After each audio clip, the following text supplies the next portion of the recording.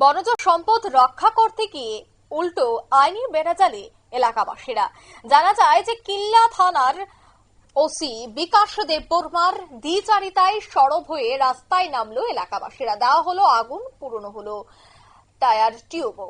আর এই পুরো ঘটনায় গ্রামবাসীদের বিরুদ্ধে হওয়া মামলা প্রত্যাহার এবং বনজ সম্পদ রক্ষা এবং ওসি বিকাশ দেববর্মার বদলির দাবিতে উদয়পুর 18 ভোলা রাস্তা অবরোধ করে এলাকাবাসীরা। শান্তির বনায়ন জেএফএমসি কমিটির নামে 150 হেক্টর জায়গা নিয়ে একটি বন রক্ষাকারী কমিটি গঠন করা হয়েছিল 2000 সনে উদয়পুর খুপিলং এলাকায়, যার অনুমোদন দিয়েছিল রাজ্য এবং কেন্দ্রীয় বন দফতর। কিন্তু 2025 সনে রণমোহন জমাতিয়া নামে এক ব্যক্তি এসে দাবি করে এই জায়গার 25 কানি জমির পাট্টা পেয়েছে উনি।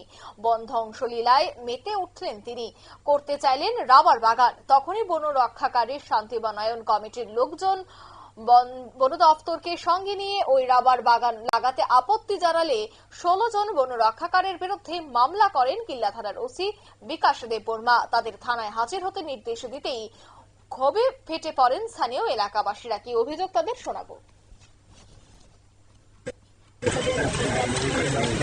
বাধা দেওয়া আসলে আমরা দাউটাও নিয়ে আসলে দৌড়ান দিচ্ছে, এখান করে দাউটাও নিয়ে আসছে। তারা দৌড়ানি দিচ্ছে আমরা কমিটিরে ফরেস্টার লোকে আসলো, তারা দাউটাও নিয়ে অনেক কোন তারা এই লেকটা বন ধ্বংস করতে আসে। আচ্ছা, তারা কে? তাদেরকে চিনতে পেরেছেন? তারা কিছু মানুষ চিনতে পেরেছি, যার হিসাবে আমরা কেস লিখছিলাম।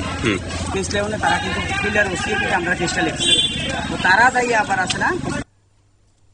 আপনারা শুনলেন তাদের এই বক্তব্য। গ্রামবাসীদের বিরুদ্ধে হওয়া মামলা প্রত্যাহার এবং বনজ সম্পদ রক্ষা করা ঘটনার খবর পেয়ে ছুটে আসেন মহকুমা বন আধিকারিক খগেন্দ্র দেববর্মা, মহকুমা পুলিশ আধিকারিক নির্বাণ দাস আর আরকেপুর থানার ওসি সঞ্জীব লস্কর সহ বিশাল পুলিশ বাহিনী 1 সপ্তাহের মধ্যে মামলা প্রত্যাহার এবং বনোন্নয়ন কমিটির জায়গা নির্ধারিত করে দেবেন বলে আশ্বাস দেন তারা। তখন প্রায় 2.5 ঘন্টা পরে এই রাস্তা অবরোধ প্রত্যাহার হয়। নিয়ে নিচ্ছে ছোট্ট একটি বিজ্ঞাপন বিরতি, সঙ্গে থাকুন।